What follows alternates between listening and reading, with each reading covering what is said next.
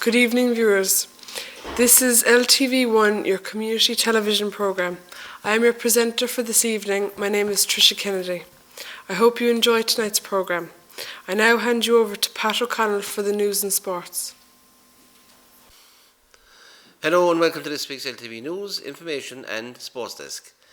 This week saw the opening of a new Chinese restaurant, Yan's Chinese Restaurant in Main Street, Macroom. And this is the second Chinese restaurant now to come into the town of Macroom. The other Chinese restaurant, which is Castleview restaurant, is situated in Castle Street, Macroom. And again, as I say, it's nice to see a second Chinese restaurant opening in Macroom town, and we wish them the best of luck in this venture. Also, last week on our programme, we brought you footage of a new Polish shop, the Polski Market, which has opened in Macroom. And we've also been informed now that there's a second Polish shop to open shortly in the main street in Macroom. Also, we note that refurbishment work and painting, decorating work is taking place at the moment at the formerly Lynch's Lodge Hotel in Killarney Road in Macroom. This hotel, which was purchased last year by the Mulcahy Hotel Group, is hoped to be open shortly again and trading as a hotel. And as I say, all these new developments are of great benefit to the town of Macroom and also to the economy of the local area. The Gutta shop, which is located in South Square, Macroom, they are looking for a shop assistant. And anybody who's applied for this job, this is under the social employment scheme, the community scheme. The hours are flexible, and anybody who's eligible to apply, as I say, you must be able to apply under the community scheme, should ring Maureen on 087 993 7640. That's the Gutta shop, Maureen, 087 993 7640. Gramophone Circle.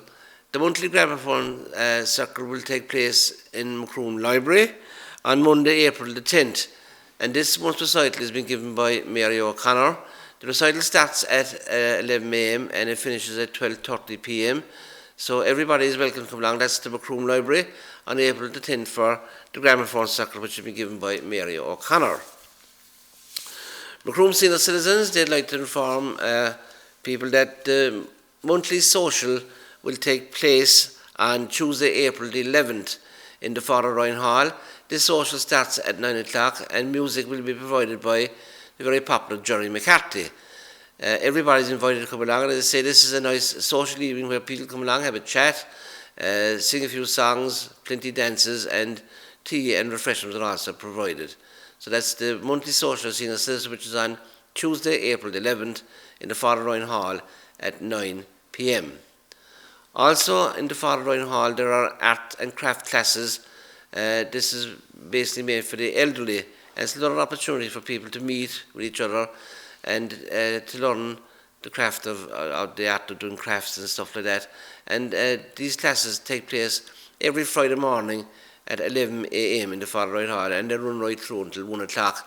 And we're making appeal to people to come along to the Father Ryan Hall on Friday morning, where you can join in these classes, and also there's a cup of tea and things that's also involved. Easter ceremonies will take place in Macroom on Easter Sunday at 3 p.m. at the monument. And this year we're celebrating the 90th anniversary of the 1916 Rising. So, as I say, the ceremony will take place on Easter Sunday at 3 o'clock. The oration this year has been given by Jack Roach from Rock Chapel. There will also be a lead ring ceremony.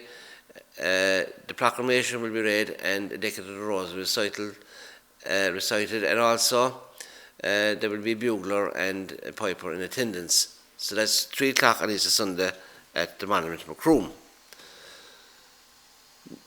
At the moment, householders are receiving censor forms because the population censor will take place this year, and on Sunday night of April the 27th, that's the night you have to fill up your censor form. And as I say, they're being distributed at the moment to all the households, and when you have it filled up on Sunday the 23rd, the people that are distributing will then again collect them off you in the remaining weeks after that. Now we have a note here about Macroom Macklin and Ferma. They're having an information meeting on Friday, April the 7th at 9 p.m. in the Castle Hotel, and everybody is welcome to come along. Also, Cheryl's campaign. This is a public meeting, will be held in the Father Ryan Hall on Monday, April the 10th at 8:30 p.m. And this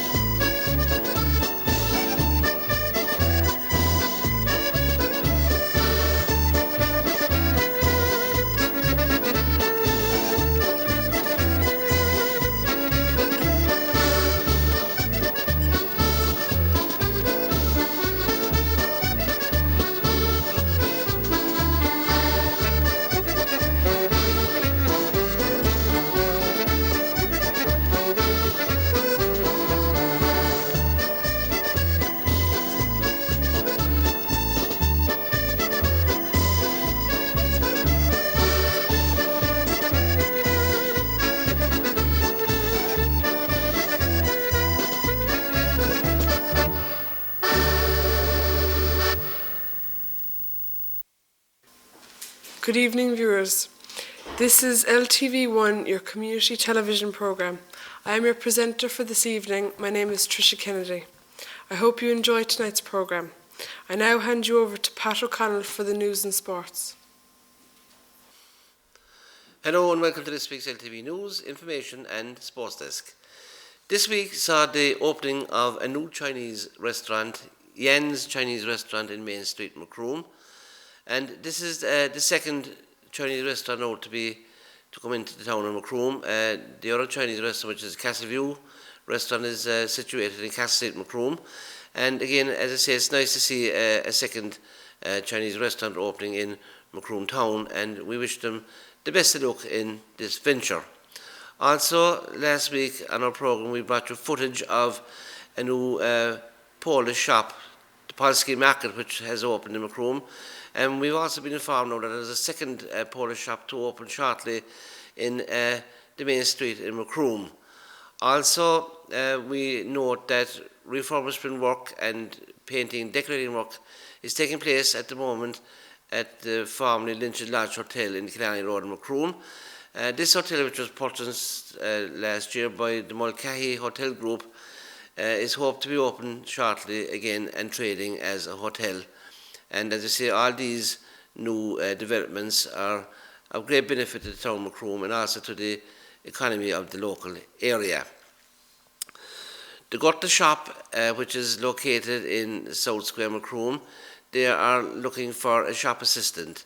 And anybody who's applied for this job, this is under the social employment scheme, the community scheme. The hours are flexible, and anybody who's eligible to apply, as I say, you must be able to apply under the community scheme, should ring Maureen on 087 993 7640. That's the Gutta shop, Maureen, 087 993 7640. Gramophone Circle. The monthly Gramophone Circle will take place in Macroom Library on Monday, April the 10th. And this month's recital has been given by Mary O'Connor. The recital starts at 11 a.m. and it finishes at 12:30 p.m. So everybody is welcome to come along. That's the Macroom Library on April the 10th for the Gramophone Circle, which has been given by Mary O'Connor.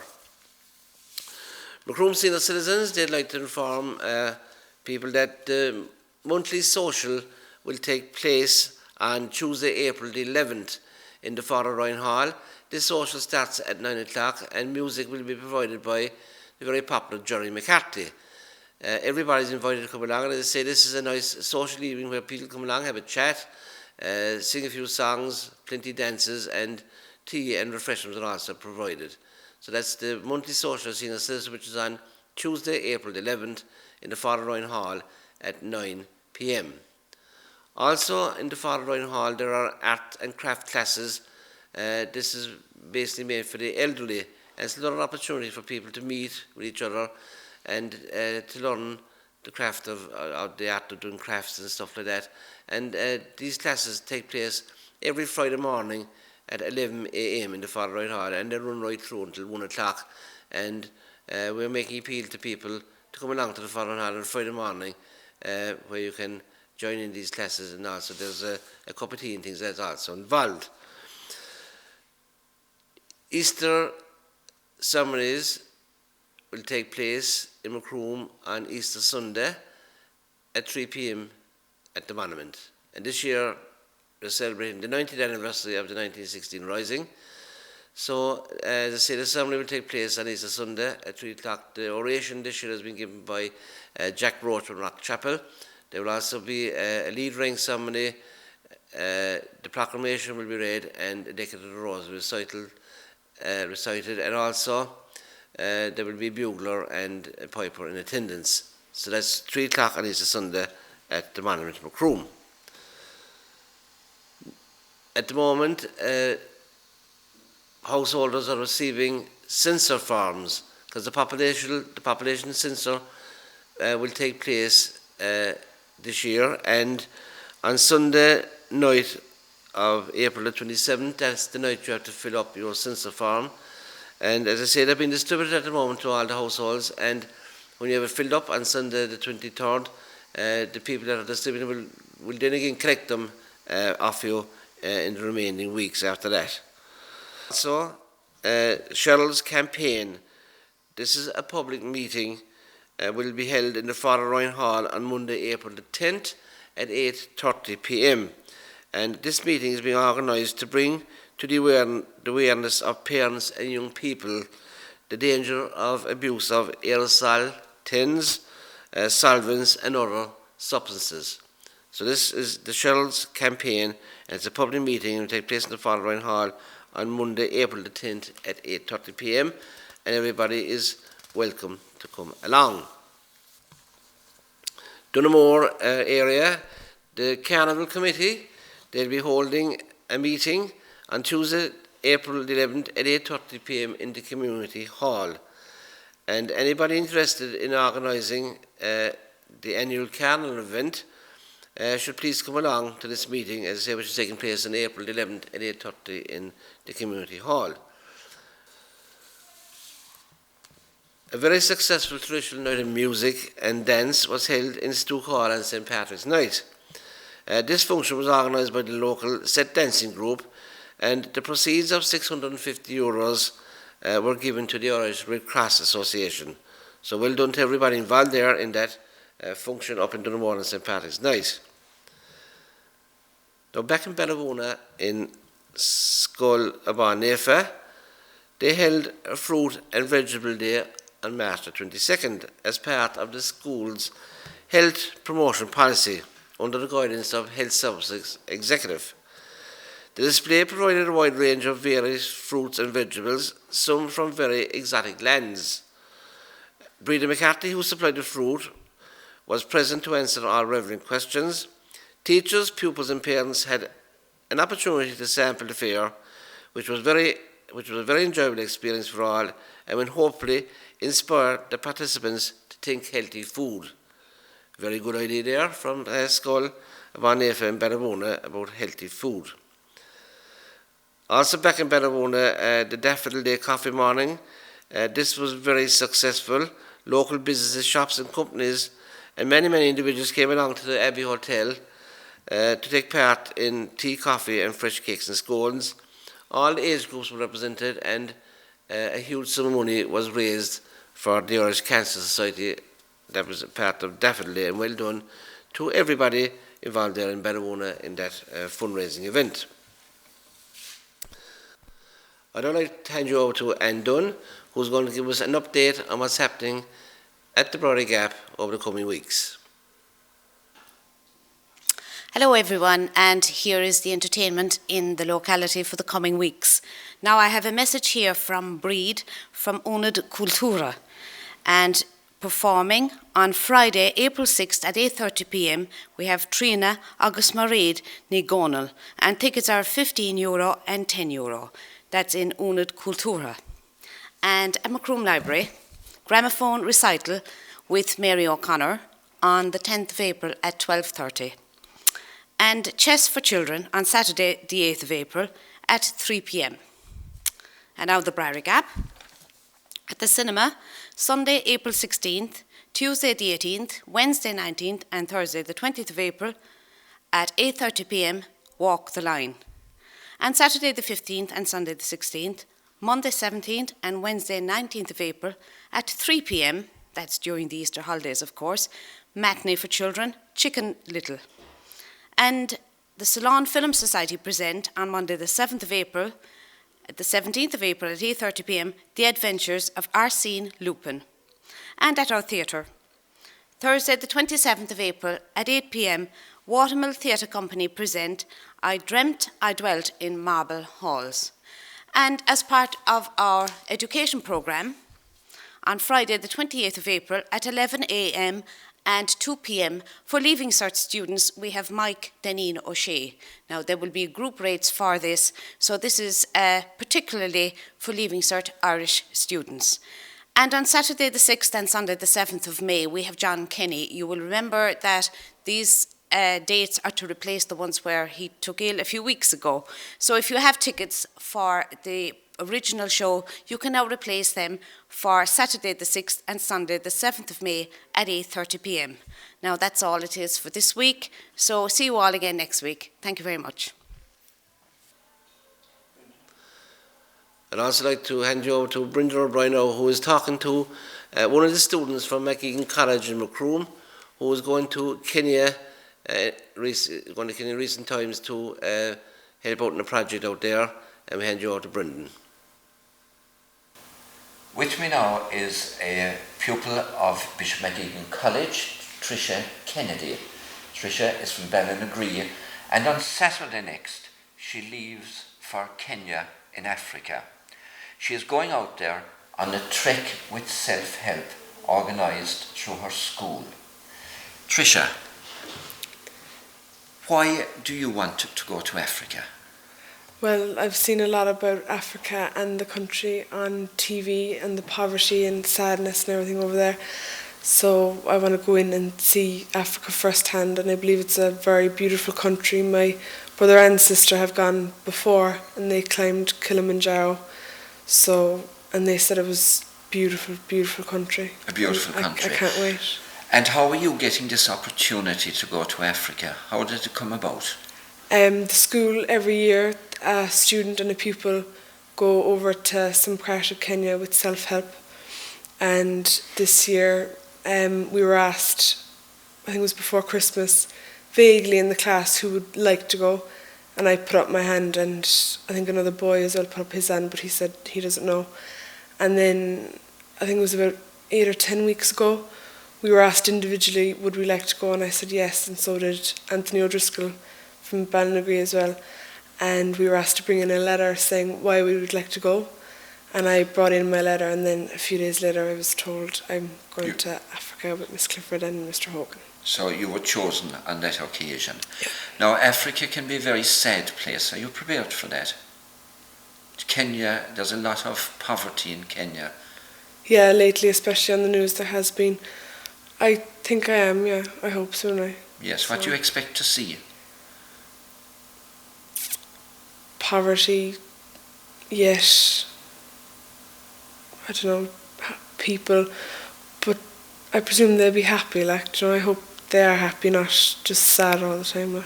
Yes, and you were hoping also to visit some projects there, I believe. Yeah. Are these agricultural projects? I believe so, yeah. Yes. Yeah. So you're talking about wells and water that's being provided for the people, and seeds that will be planted. For crops and food, yeah. Animals that will be provided for the people, and so on, by the charity self-help. Yeah. In order to provide all that, of course, money is required. Have you been involved in fundraising in some way? I have. Before Christmas we had a bazaar in the school, and for that we arranged posters and went around to all the houses of Macroom and gave them leaflets asking for any donations. And then we went around and collected all their donations and sorted everything out and had a bazaar before Christmas, and in the bazaar as well we had a raffle, we had spin the wheel, we had name the doll, count how many sweets, there was a raffle for a cake. So you had a whole lot of activities at the bazaar. What else did you do? We had a tea party a few weeks ago in Coolcower House. And there was quite a lot of money raised, I believe, at that. Yeah, there was. Well over €5,000. Yeah. Good. Yeah. Anything else happening by way of fundraising? On Friday we're having a raffle in our school for Easter eggs, for obviously Easter, and the money from that buying tickets will go to self-help. And also Mr. Paul Hogan is having an entertainment night in Clonakilty on Thursday, tomorrow. So there'll be a very substantial sum of money raised through this particular trip to Africa by you. Trish, we will look forward to speaking to you again when you come back from Kenya. Thanks very much. And we wish you every success with your visit, a safe journey. Good night, Rilet. Well, that's all I have for you this week. Again, thank you for watching, and if you need anything announced here on LTV, or if you want us to cover any event, would you please contact me, Pat O'Connell, at 026 42023. Again, thank you for watching. Thank you, Pat. Recently, we took our camera to the launch of the European Information Centre at Macroom Library.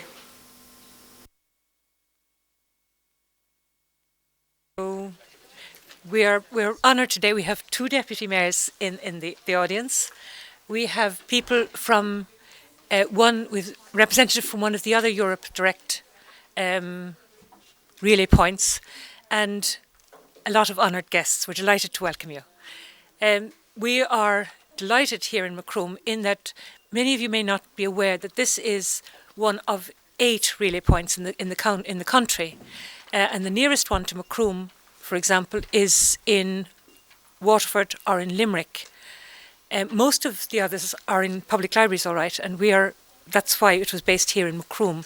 Macroom, this relay point is the information point for Cork and Kerry in particular. And it is one of the initiative from the European Commission, of which Harry will talk in much more detail, which is designed to bring the EU closer to the people in the street. And we're proud here in Macroom because we feel that the library is on the street. It encourages people to come in. We have a large number of people who do come in, and it's a way of encouraging more people to come in for information.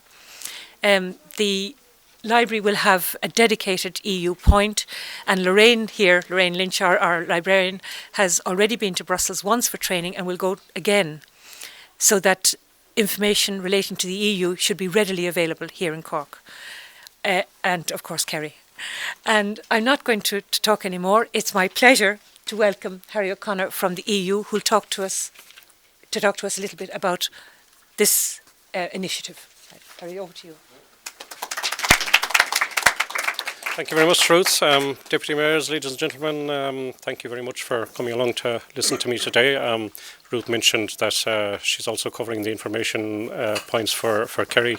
I'm from Kerry myself, so I'll be checking out to see how effective it is down there when I go down for the weekend. So, yes, as Ruth mentioned, Europe Direct Centres, what are they? In Ireland we have 8 Europe Direct Centres in total, and 7 of those are administered by An Comhairle Amhlainn, or the libraries of Ireland.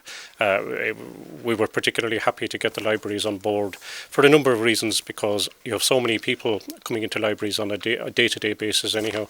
I was absolutely amazed when I arrived to see that you were right in the centre of the town here, with street frontage, and could hardly be more central, I would imagine. So it's an extremely good location, as libraries tend to be generally in a lot of towns around Ireland. The 8 centres that we have in Ireland are part of over 300 centres that we have throughout Europe. We have centres in all 25 member states. They are partly funded, and I think probably not sufficiently funded really by the European Commission, but unfortunately we only have a certain amount of resources that we can spread between centres. What are the Europe Direct Centres? First and foremost, they're designed to deliver information to citizens, to, as Ruth mentioned, to get a lot closer to the citizen, to make sure that information is readily available, easy at hand, easy to access, and easy to read. I think that the leaders of Europe would be the first to admit that over the past 50 years, because the European Union will on the 25th of March next year celebrate 50 years. It'll be 50 years since the signing of the Treaty of Rome.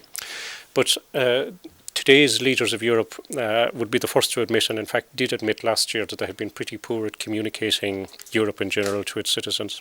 We haven't really told people what we were doing. We especially haven't told them why we were doing it. And we weren't especially good at explaining how we went about making our decisions either. So because of that, misconceptions developed, such as democratic deficits. People were thinking the European Union wasn't democratic enough. They were thinking that decisions were made by bureaucrats in Brussels without consulting anybody. And I can assure you nothing can be further from the truth. I have gone through a couple of legislative procedures in the Commission, and the amount of consultation that goes on far exceeds anything that goes on in local councils or in national Dáils or parliaments or whatever, anywhere. In fact, consultation with the member states is probably overdone in many cases. Our lack of information and our poor performance in putting out information probably didn't become totally obvious until, didn't become totally obvious to most Europeans until last year, when the French and Dutch electorate rejected the draft constitution that had been put before them. We were a little bit quicker off the mark with the result of the Nice referendum in 2001, where surveys were carried out immediately after Nice was rejected, and it became quite clear that the reason Nice was rejected was because there was a total lack of information. People just didn't understand what the Nice Treaty was about. They believed a lot of the funny stories that were put out about Nice at the time, and so people decided, we don't know, so we're going to vote no.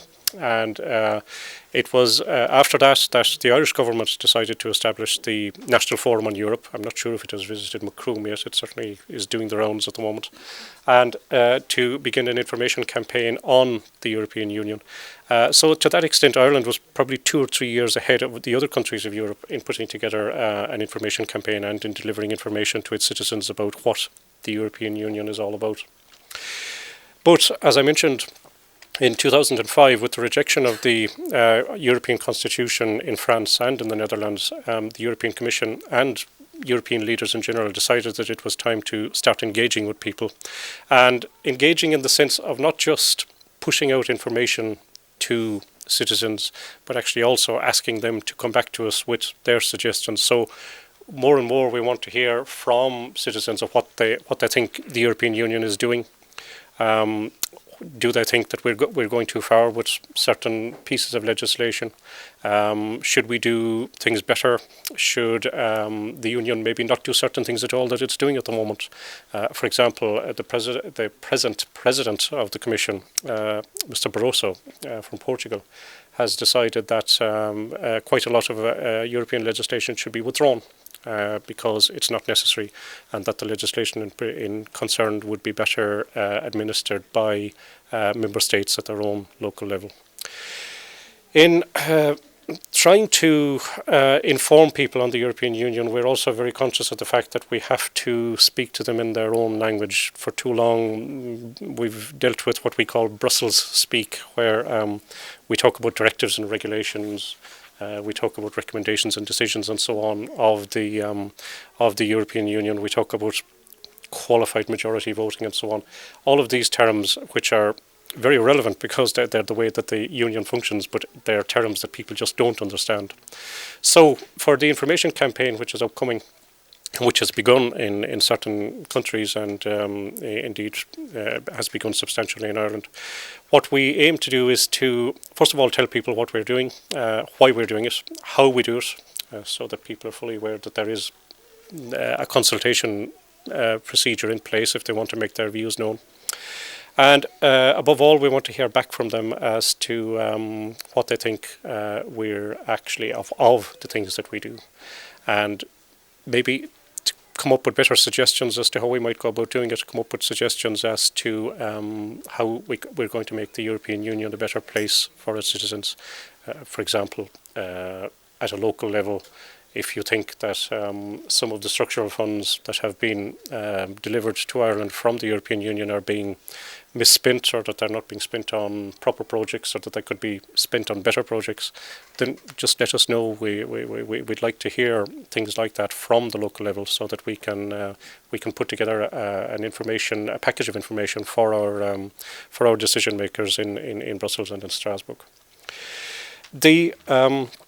I mentioned that we have a total of 8 Europe Direct Centres here in Ireland. We also have other information sources. We have a free phone telephone number, which unfortunately is not that easy to remember, but because it's a special number which can be dialed from anywhere within the 25 member states. But if you have a query, or if you have any question whatsoever about the European Union, all you have to do is dial 00800 678 91011. And you'll get somebody who will speak in English to you immediately. You ask your question, and if they can't answer it immediately, they'll get back to you. The aim is that they will get back to you within 24 hours. My own experience says that it takes sometimes about maybe 48 hours or maybe 3 days to get an answer back for I won't go on. In fact, I am preparing a publication at the moment called 101 Things that the European Union has done for you, but don't worry, I'm not going to go through the 101 things. Okay. I'd just like to thank Ruth and Lorraine Lynch for agreeing to the establishment of the Europe Direct Centre here. We certainly look forward to working with them very closely and to delivering more material to them, like our hats and pins and T-shirts and so on, but above all just genuine information items that will help you to know more about the European Union, and that will help you to basically know your rights under the European Union, what it does for you, and how it can assist you. Okay, thank you very much. Okay, thank you.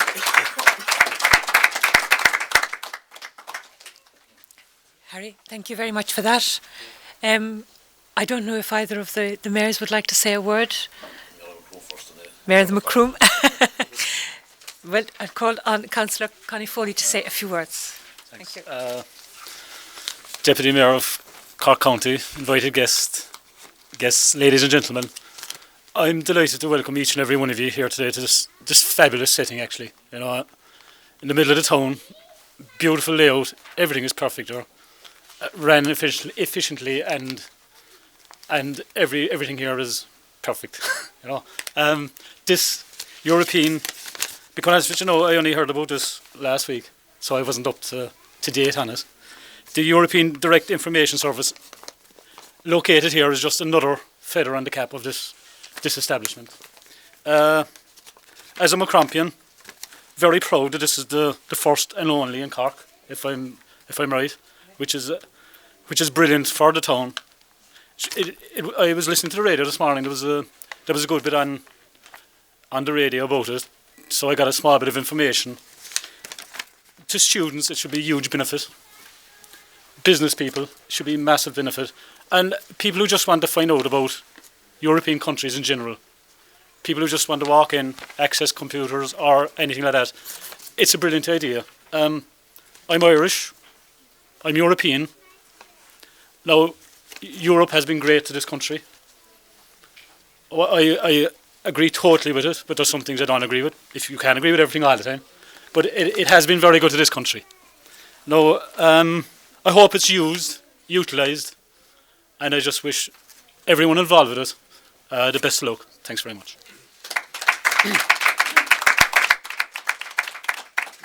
Councillor Foley, thank you very much.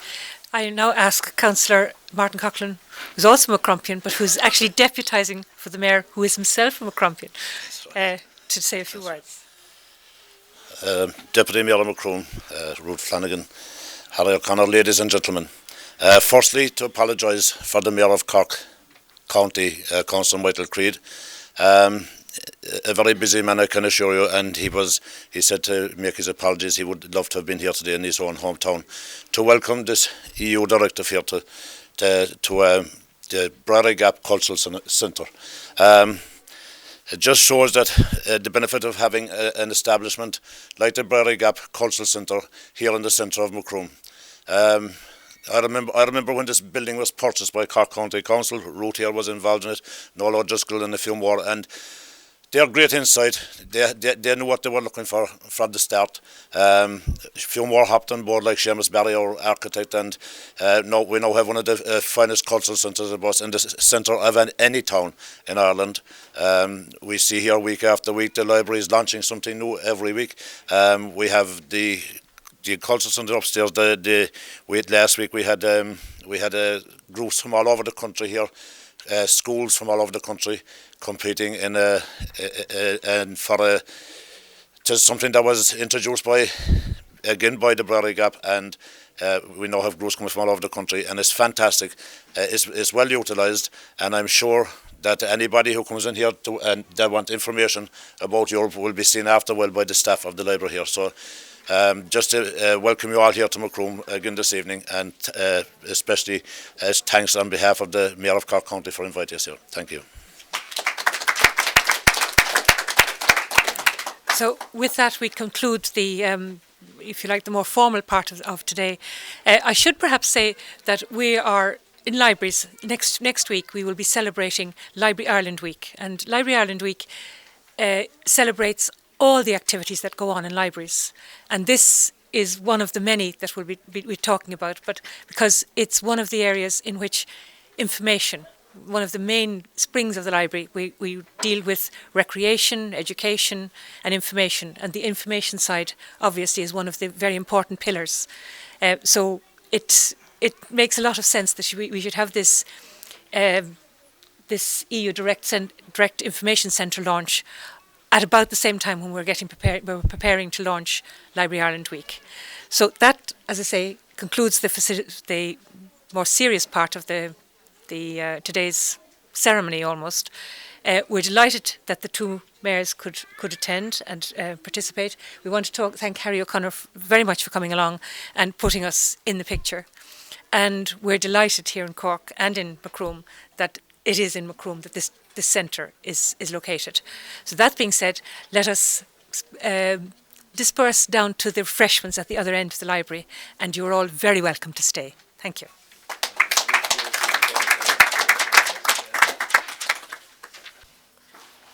And now we show you the final of the Bank of Ireland quiz and putt competition from the Tavern Clondrahood. The quiz is arranged and presented by James Kelleher. The scorekeeper is Padraig Deneen. The finalists are Crookstown and Macroom Post Office.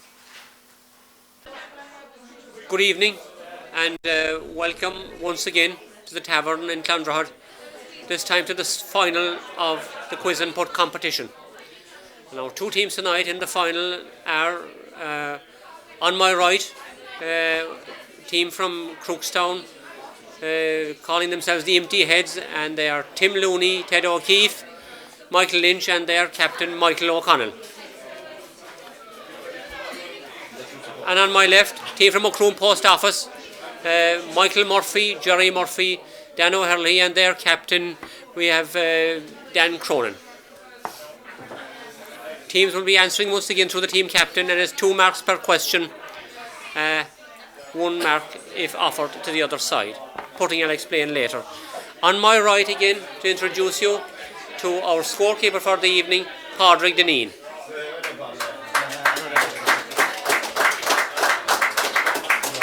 Prior to coming on air, the two captains tossed a coin. Crookstown won the toss and they've chosen to go first.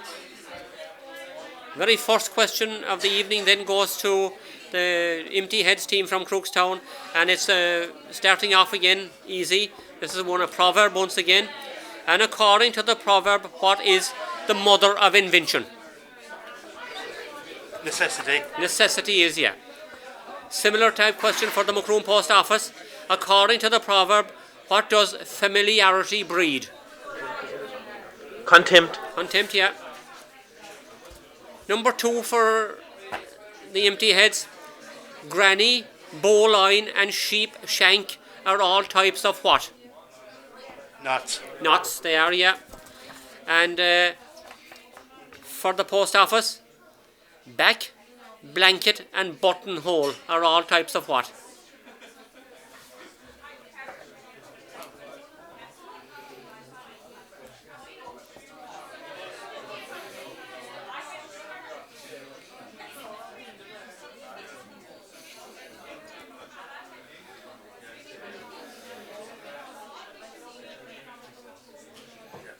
Be type of stitch.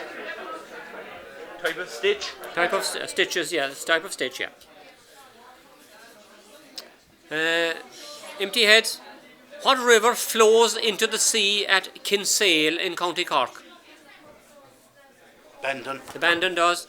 And what river flows into the sea, Post Office? What river flows into the sea at Youghal in County Cork? River Blackwater. Blackwater. Empty Heads. Who is the new leader of the Irish Farmers Association? Mr. Welch. Mr. Welch. Padraig Welch. And for the Macroom Post Office, who is the new leader of the ICMSA?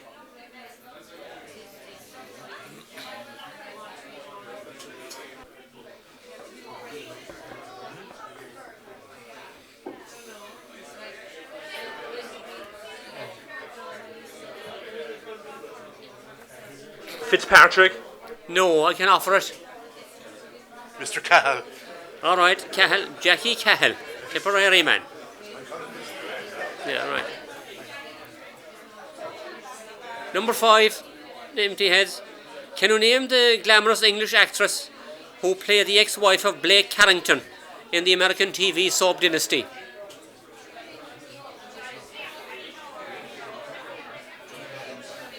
Joan Collins. Joan Collins did, yeah. Post office. Name the actress whose ancestors came from Carriganima that played the part of Maggie Gioberti in the American soap Falcon Crest.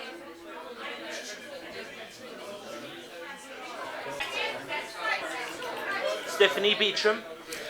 No, I can offer that.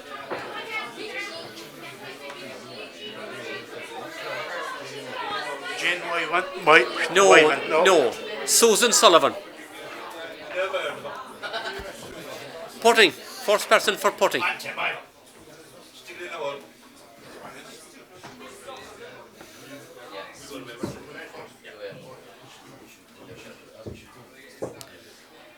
Tim and he's going for 2 marks.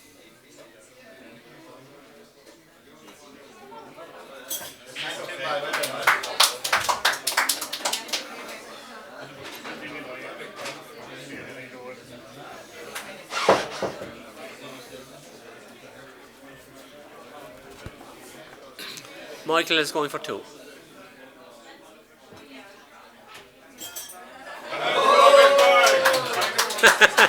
Anyway, that's not big claims. Anyway, that's not.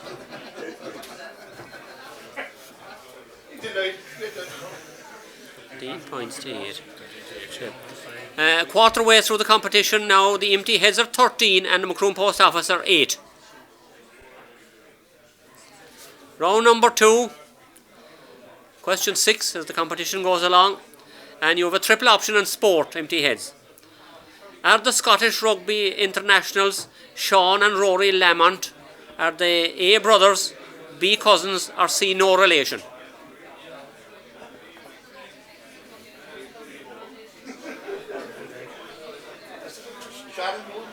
And Rory Lamont.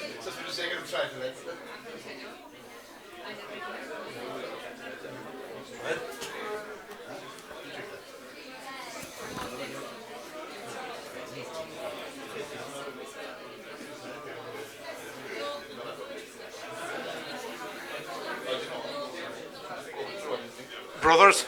They are brothers, yeah. Similar question for the Macroom Post Office.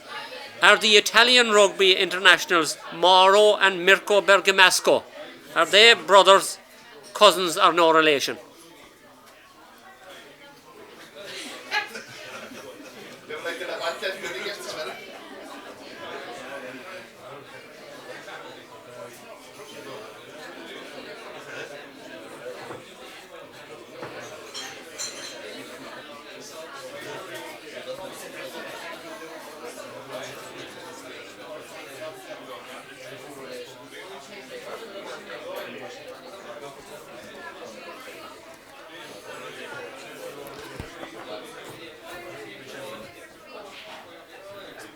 Chance no relations. I can offer it.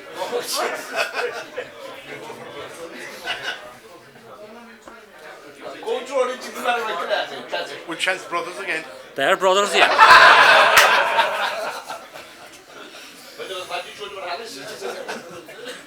Question number 7 to the empty heads. What is the common name for solidified carbon dioxide?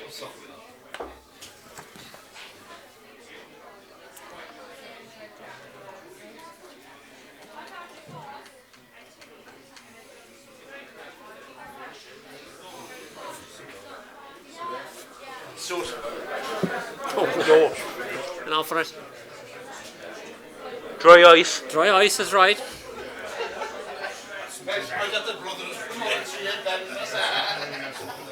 Post office. By what name is magnesium sulfate commonly known? Magnesium sulfate.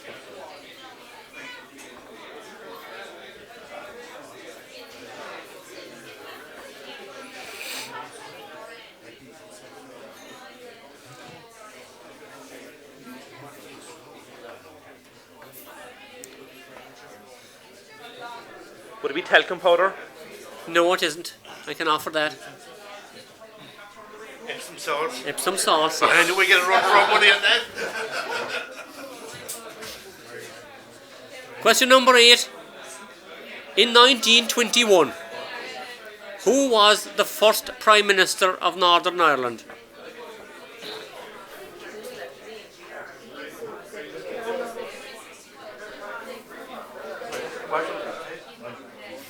Clark.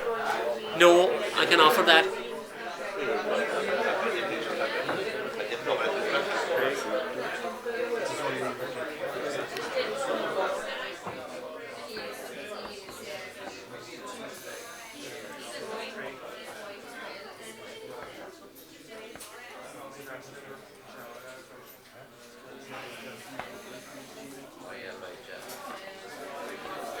Chance. Would it be Craig? Craig, yeah, James Craig. In 1974, who was the last Prime Minister of Northern Ireland?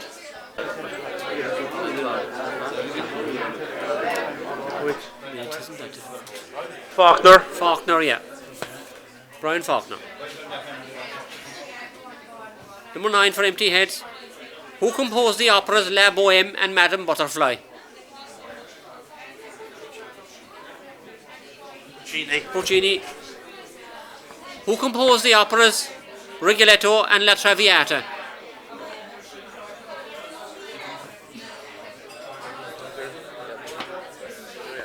Verdi. Verdi.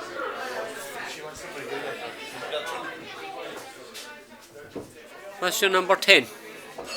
A sea breeze cocktail contains which spirit?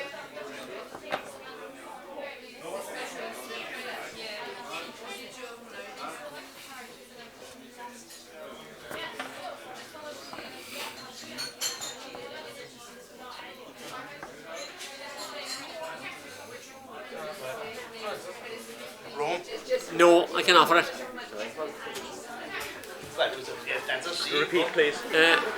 A sea breeze cocktail contains which spirit?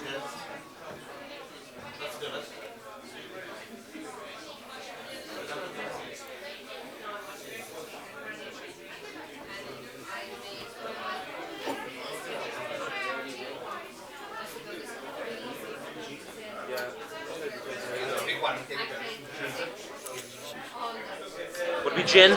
No, it isn't. It's vodka. Post office. The juice of which tropical fruit is the main ingredient of the cocktail pina colada?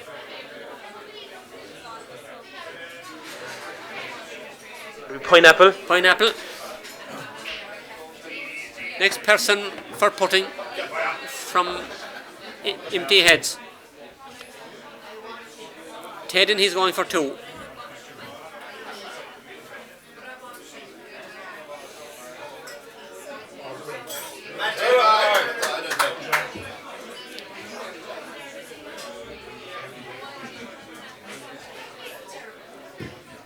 Jerry is going for 2 as well.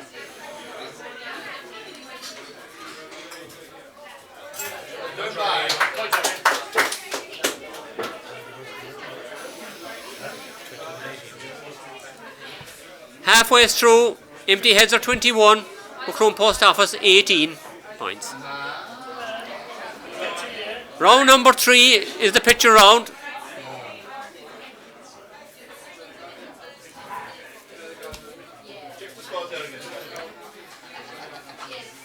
And for empty heads, we have an actress. A 60s photograph of an actress. Sophia Loren. Sophia Loren is quite right.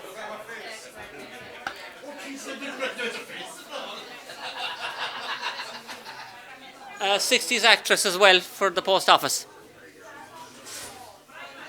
Lola Bridger. That's right, yeah. Mick Lynch said that she's before my time.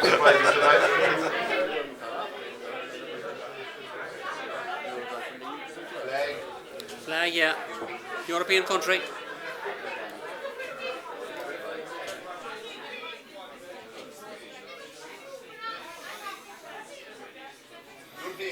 Yep.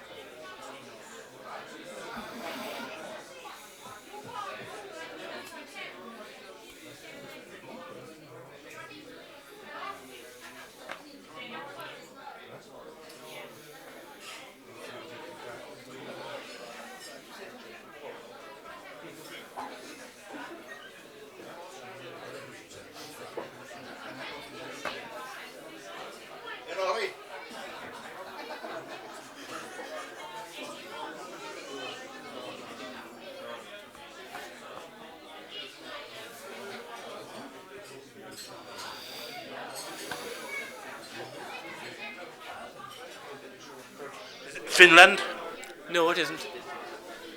Can offer it. Yeah. Iceland. Iceland, yeah. No, so another European flag.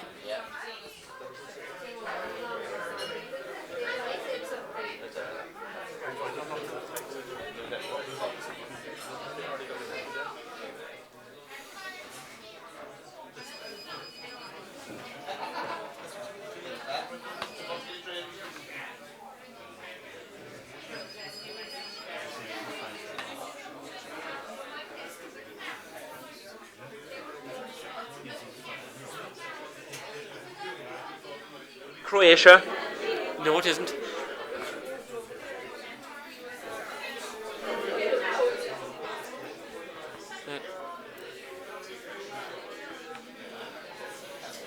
Italy.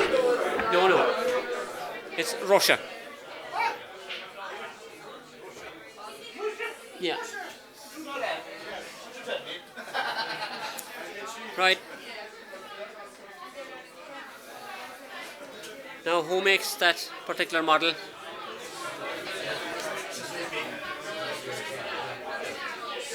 Look here. Who makes that one?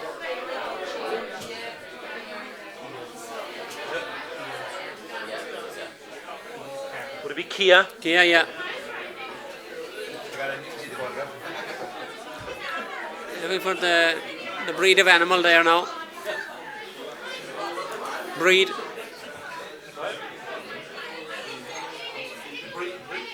The breed, yeah. Frisian. Frisian, yeah. Mine's fine here. Frisian boy. No, breed. Hereford. Hereford. That's quite right.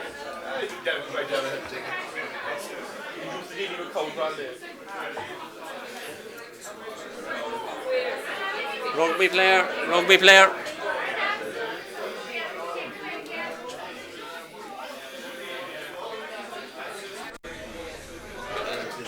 Malcolm O'Kelly. Malcolm O'Kelly. Another rugby player for the post office.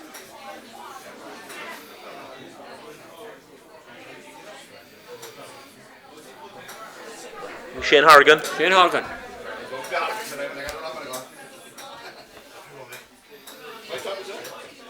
Michael.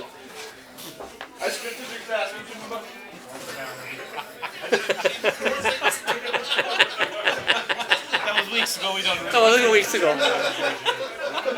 Good man.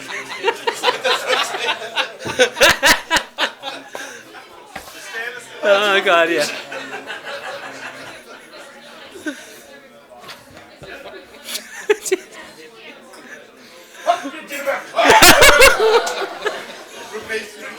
He's something else, isn't he? Sorry. He did, yeah. Get back. Where's my ball? Oh dear God. Another fine miss you got me into. Yeah. Oh God, yeah.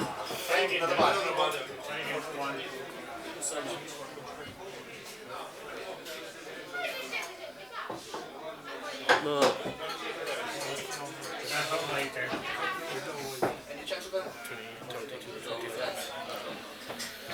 Three-quarter ways through now, the empty heads of 32 and the Macroom post office are 25.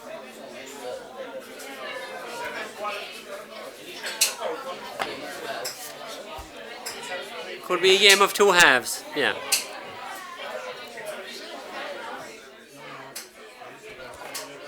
Round 4, question 16. Gentian, G-E-N-T-I-A-N, is a shade of which colour? Red, green or blue? Gentian, G-E-N-T-I-A-N, a shade of which colour? Red, white or red, green or blue?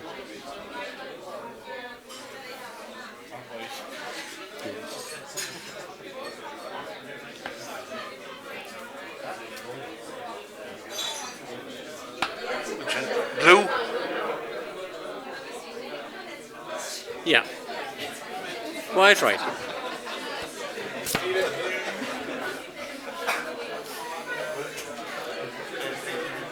for the post office. Amethyst is the precious stone. What colour is it? Is it green, violet or blue? Amethyst. Amethyst. Green, violet or blue? It is. The noise is savage. It is savage, yeah. Brutal on that. I don't know, can it ever be filtered out of it?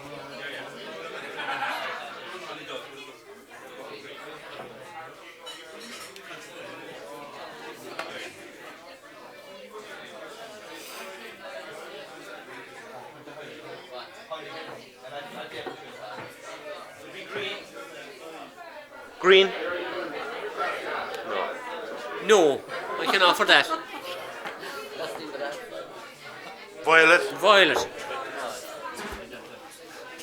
17. Empty heads. Which biblical king had to preside over a law case in which two women both wanted the same baby? Solomon. Solomon is right. Also in the Bible post office, Abraham was asked to sacrifice his son. Can you name his son? Isaac.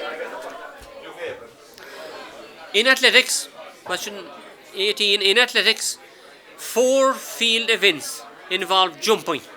Can you name 3 of them?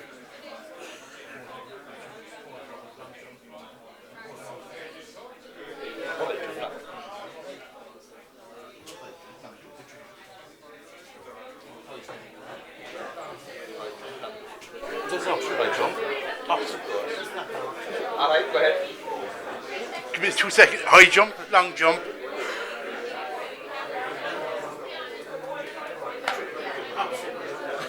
Hop, step and jump.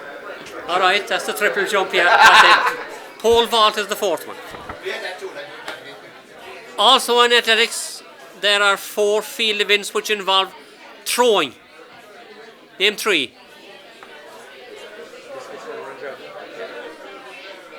Discus, hammer and javelin. The discus, hammer and javelin and the shot. That's right? Okay. Who wrote the novel Catcher in the Rye? Salinger did. Who wrote the novel To Kill a Mockingbird? Harper Lee did. Question 20 on films. Who played the male lead in the film On Golden Pond? Henry Fonda. Henry Fonda did. And in the same film, who played the female lead? Meryl Streep.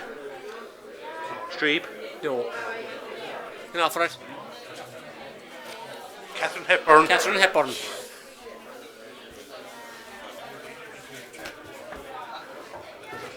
Pudding. Alright. It's relevant anyway. D heads. We have Michael and he's going for 2.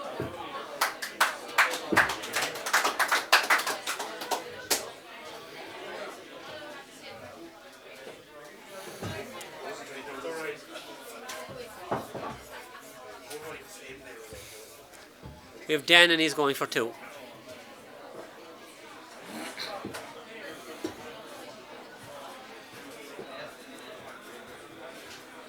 He's going for 1.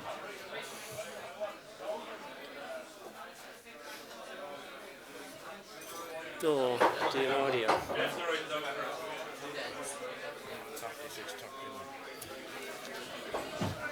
The end of the contest. The empty heads are 46 and the Macroom Post Office are 31. Thank you very much.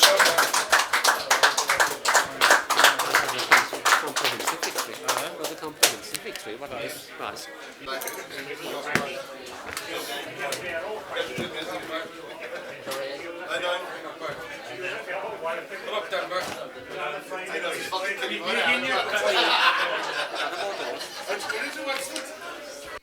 I'm joined here now on stage by the presentation party on my left, and I'll introduce you to them. On behalf of our sponsors, the Bank of Ireland and Macroom, we have with us to present the prizes. We have the manager, Diarmuid Lynch, and assisting him is the proprietor of the tavern here in Clondrohid, Teresa Toomey. So could we have the runners up first, please, to receive their prizes? We have, from the Macroom Post Office, we have Dan Cronin.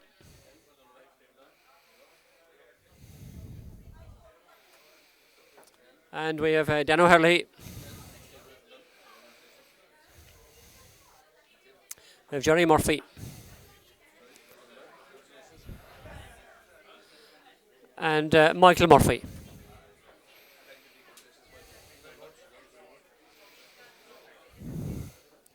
And now we have the winners from Crookstown again this year. We have the defending their title. We have the Empty Heads. So, Empty Heads. And we have their captain first there, Michael O'Connell.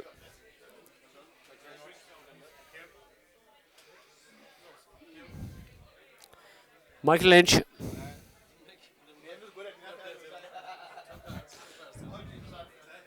Ted O'Keefe.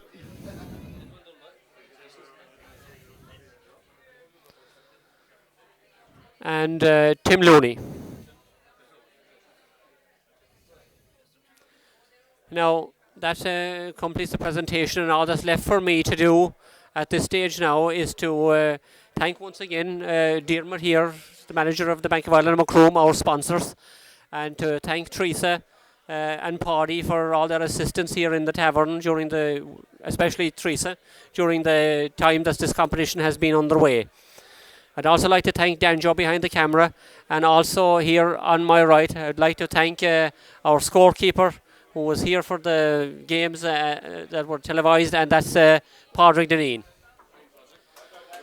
I'd also like to thank as well Super Value and Macroom for some sponsorship which they provided, and I'd like to thank all the teams that took part in this competition. Without them there wouldn't be a competition. I'd like to thank all 16 of them that were from Crookstown, Ballavourney, Mill Street and Macroom, and from here locally in Clondrohid. And with that, from everybody here in the tavern in Clondrohid, well, before I say my final farewells to you, Michael O'Connell here from Crookstown wants to say a couple of words. Just on behalf of Empty Heads again, I'd like to thank the Bank of Ireland, Teresa and Padraig for the night, and especially James for all the hard work he puts into this. I'm sure at times it's thankless, but anyway, thank you very much. Thank you. Thank you very much, Michael. And with that, all that's left for me to do is to, from everybody here in the tavern in Clondrohid, goodbye. Brendan O'Brien now pays tribute to the late Father John Finn.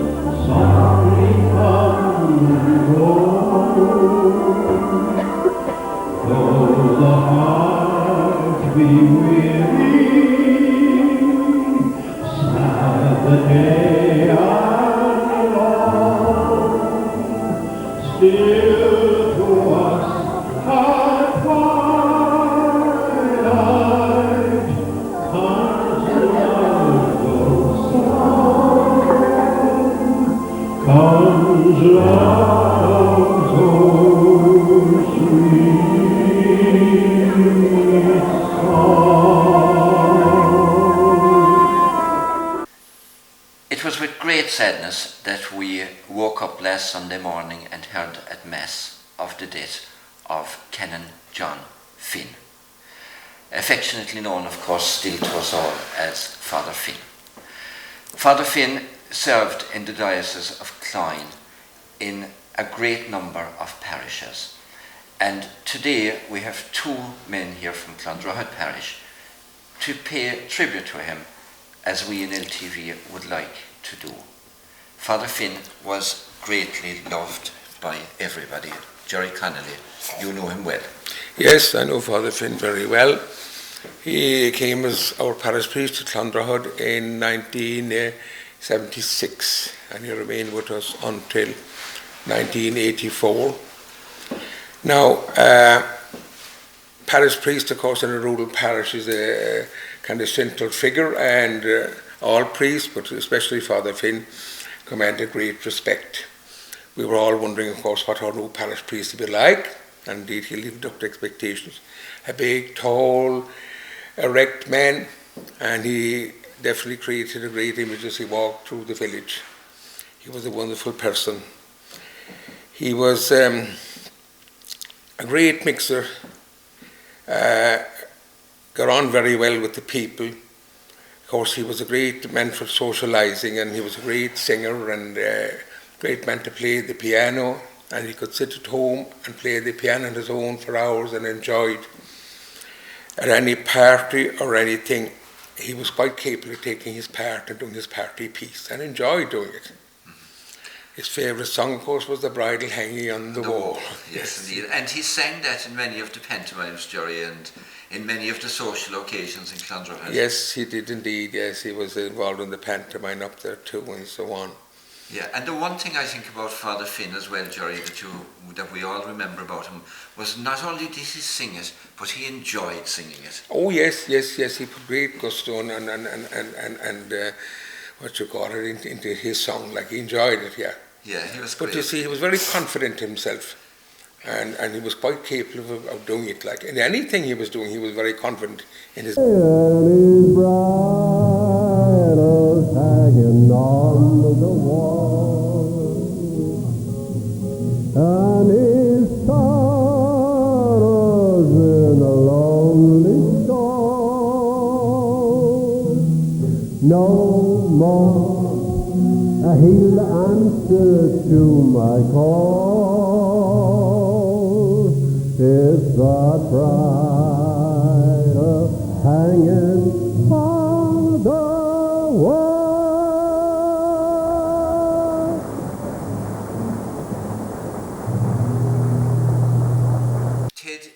You're in the post office in Clondrohid, and you have the local supermarket there.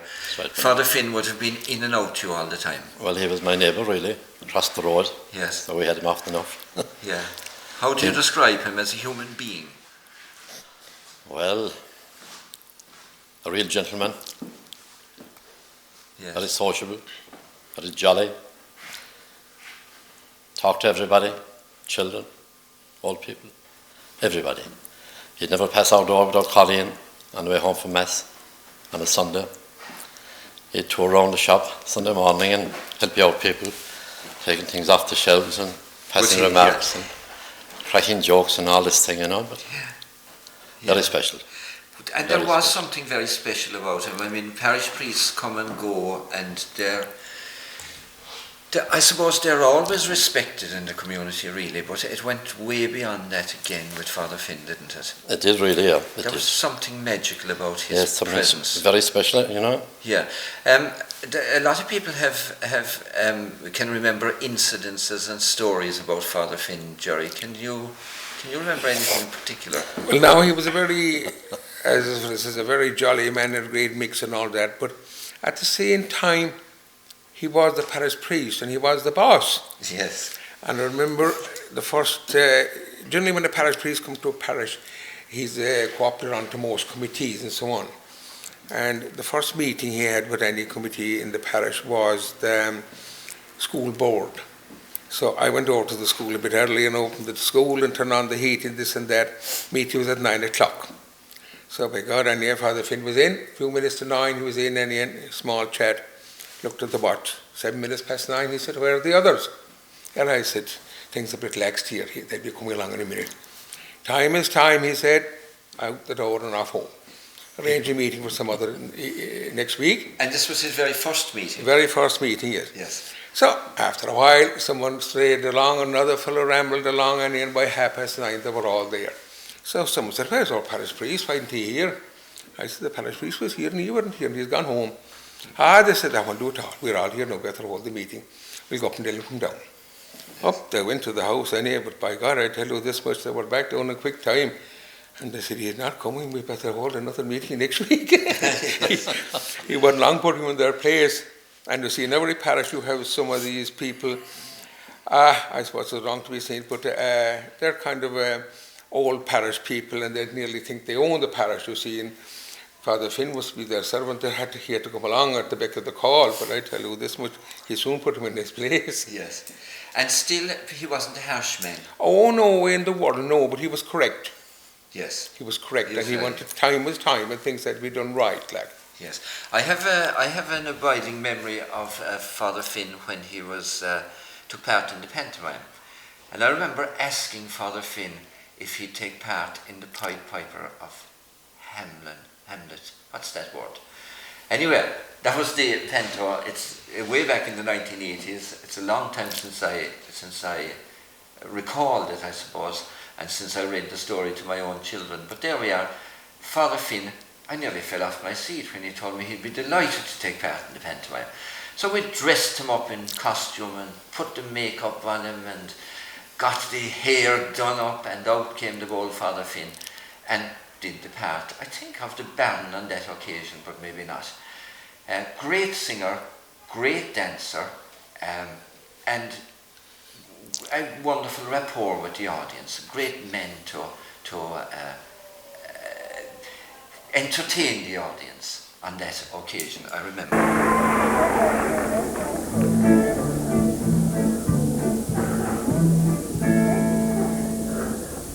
Whoever would have thought that the mayor of Hamelin would be seen charging through the woods like this? It is most undignified. Still, I hope that we find the little children.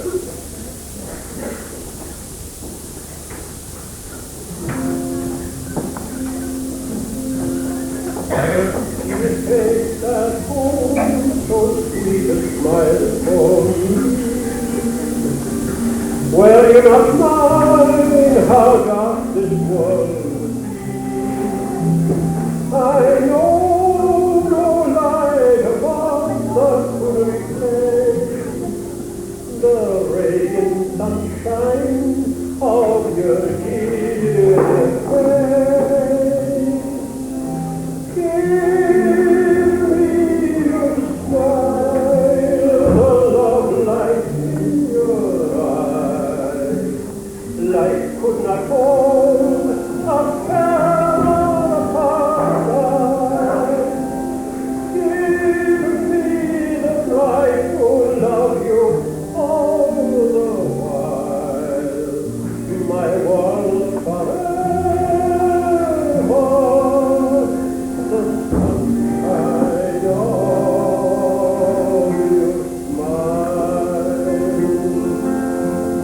Ted, you had a lot of involvement in the hall, and Father Finn was in and out of the hall in Clondrohid on all kinds of different functions, I suppose. I had actually, he arrived in the parish as we were starting building the hall. Yes. And that time it was customary for the parish priest to chair the hall committee. Yes. So he joined the committee and he was elected chairman. So he was spearheading the construction of the hall, in other words. We had a fast scheme in the hall, and we had just walking by day, and we had a lot of voluntary labour. Nearly everybody in the parish worked there at some stage, evenings and Saturday afternoons and that kind of thing. So, and the ladies committee then would provide tea and sandwiches and so on for all the workers. And Father Finn used to call around every so often, by night usually, when the volunteer help was there. And he'd hang on and cracking jokes and having fun and so on. And he'd always stay for the cup of tea and enjoy it. Yes. And really his presence there was a bit of a boost for all the workers. Yes. He used to give it a bit of a pep. Yes, a man of people used to come there just to meet him, and he got to know a lot of his parishioners early on in Clondrahod on account of that. In that way. There must have been great sadness when he left the parish, when he was transferred out. Oh, very much so. It was. It was really he was missed for a long time. You know, we missed him for years and years. And although we had contact with him, the Hall Committee had contact with him, I must say, done over the years, and we never lost it, even up to his last year. Yeah. We always had a nice throat during the year with him, you know. Is that right? You took him out? Or did we used to take him out on his birthday, which was in March every year. Yes. And in return then, we'd go to his house some night during the year for a bit of a do at his own house. Yes. You know, he was a great cook, of course. Great cook, yeah. Yeah. He was noted for that. He used to have a priest dinner and all that kind of thing once a year as well, you know. He was a marvellous cook. Yeah. Very open man. Jerry, is there any parting words you'd like to say now? But he prided in his cooking, you see. Yes. And he was the first priest to get that out without a housekeeper. He said the women had been the way, and he didn't want them at all, and he wanted to come and go as he wished, his own boss, and he didn't want any housekeeper around. He said, she'd be an encumbrance. Yes. He didn't want it at all. Yes, indeed, yeah. But he was, while he was awful nice and all this kind of thing, he was a man you'd have to treat with great respect. I know you must treat all priests with respect, but he was special somewhat or another. And he didn't like anyone kind of pushing him or that kind of thing. But there was a very good one on his first wedding in Clondrahod. And the groom was a nice, placid, easygoing kind of person, but the bride was a bit fussy and she was a bit particular and so on and so forth. And coming up to the wedding, she was back and forth to Father Finn, and she was changing this and changing that. And I don't know, Father Finn was 60 years or more at this stage, and this young one kind of give him orders. He didn't go down to it at all, but fair play to him, never said a word, never bitten the word. And everything went grand until the day of the wedding. And of course he was at the reception, and he got up to say a few words, and so he decided it was payback time for the bride. So he got up and he said, the groom here today reminds me of the ad the carryman put in the paper when he was selling his pony. Quiet and kind, and can be controlled by a woman. He got his pint back all right. Kevin, could I mention this, Kevin, have I time? Of course, Ted, yeah. You know, there was no field in the parish, no football field or community field a bit when he came, and we were looking for the place. But there was 10 acres going with the parish house. Yes. Boggy land and swampy land and all that. But a few local fellows got together and decided, after trying to repair it in vain, no pitch, no ground available anywhere locally for a pitch or whatever, that we approached Father Finn and asked him about the bit of boggy ground. Yes. There was 10 acres altogether, and we looked for 4 acres of it. Yes. And he said he laughed at us first. He said we were mad, which we probably were. More people than him said it, but he contacted the Bishop Ahern at the time, and Bishop Ahern agreed to give it. Yes. So work started on the field, and when the plans had been drawn up, we realised that we were short a bit of land and we could do with a few more acres. So we went back to Father again. Yes. We got 2 more acres, so we finished up with 6 acres. And after all that, then there was no entrance from the main road to the ground. Yes. So I approached him a 3rd time. We got an entrance down through his own lawn, his own front garden. My goodness. And so that really is something else. That really speaks volumes of his generosity. He left a great legacy to Clondrahod. Yes. You know, a grand community centre, all in one place near the village. Yes. Well, yesterday got a van. Indeed. There was a very good one then, as he was leaving. Yes. Half the parish gathered around, and that time the priest owned everything, the house, the furniture and all that, so the whole thing had to be moved out to Haballock. So anyway, that was grand. We landed outside. And I suppose he thought, Ted and myself there, maybe we were feeling a bit sad with his departure. So he said to us, would he put down the carpet in the stairs? Yes. And we said, we would anyhow. And we started off, and we were gone up about 3 or 4 steps when he landed on with a bottle of whiskey and 2 glasses. Enjoyed, he says, well, you're at it. Yes. My God, that was grand. And the carpet was going up, but the bottle was going down. By the time we reached the top of the stairs, and things were gone kind of bad. Yes. But the result, that the carpet tax had 2 heads. And the trouble was which head would we hit, and often it was our finger we hit. Yes. So anyway, we eventually put down the carpet, and it was a fair struggle before we finished. But every now and again he'd come out to say he was enjoying the crack, and the two boys up on the stairs and the half cocked in the stairs. And he used to have a right good laugh at us. And ever since when we would call out there, he'd say, "Carpet is still there, lads," he said, "the carpet is still there." Well, he enjoyed it. Unfortunately, Father Finn himself is no longer with us. He had a very, very long ministry indeed. He was born in 1915, lived for 91 years, went into St. Coleman's College in Fermoy in 1929, and was ordained in 1941. He served in 10 parishes in the diocese. He served in Cove, in Donaghmore. He served in Ballymacoda, Ladies' Bridge. He served in Connacht twice. He served in Cloyne, in Clondrohid, in Ahabolog, in Killa, and at the end of his days, after he retired, he then went to Ovens Farn and served in the Diocese of Cloyne. His funeral mass was held in Ahabolog last Monday at 2:30. There were 80 at least priests from the diocese on the altar to pay tribute and to say farewell to this very fine man and this very fine priest.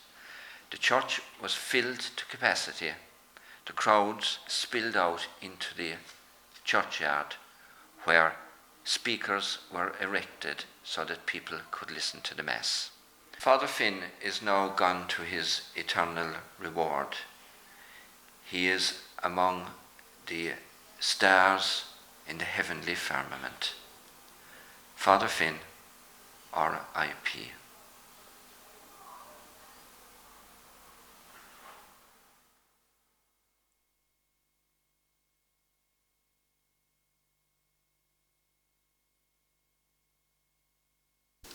We go back to the 1980s for a musical session with Ahina Kjoltas Kjoltori.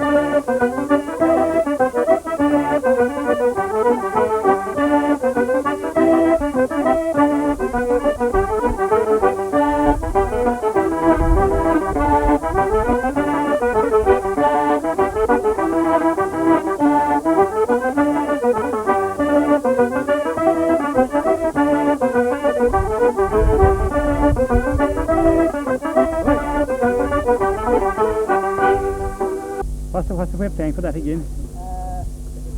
Yes. Only 1,100. Yeah. The boss can throw out again.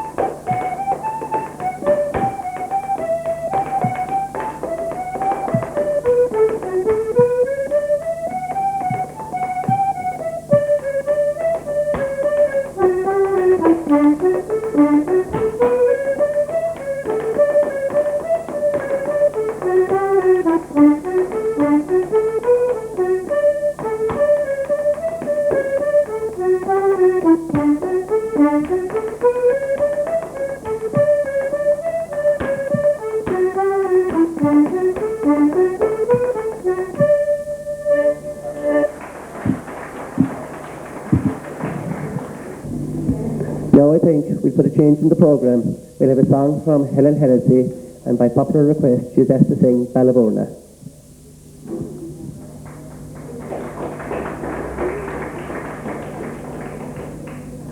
I have travelled wide across the tide, and many is the climb I've been. To Switzerland, Australia, and America I've been. But the fairest spot in all the world, when clad in form of bloom is my native Ballavurna near the town of Sweet Macroom. I have been to Gougornbarrow and the pass of Cameneer, down by Queenstown Harbour and along by Bantry Bay, the hills of Connemara, Galtee Mountains and Slieve Blue, Arthur Barlum, Ballavurna near the town of Sweet Macroom. It is on days like Whitsunday that the gathering used to be, with sweet garsoons and Collins Oak, the fairest you could see. With merry hearts they danced around the piper's merry tune in my native Ballavurna near the town of Sweet Macroom. It is there some Irish scholars they first saw the light of day. The Sheehans and the Scanners and Kinleary from Cooley, the Desmonds and the Crowleys, history's pages will illume. All hails from Ballavurna near the town of Sweet Macroom. Dr. Lynch's name is loved by every Ballavurniite. He's working for the Gaelic cause from morning until night. His gallant heart, it is so flahool, it is like the hill of Coombe that stands o'er Ballavurna near the town of Sweet Macroom. Thank you very much. Oh, the forecourt of Dublin, the English bombarded, their spirit of freedom they tried hard to quell, and the bold IRA they stood shoulder to shoulder as the blood from their bodies rolled down Saxon Street. Many years have gone by since that Easter rebellion, when the guns of Britannia they loudly did speak, and above all the din came the cry, no surrender. 'Twas the voice of James Connolly, the Irish rebel. Thank you. Thanks very much. All right, thank you.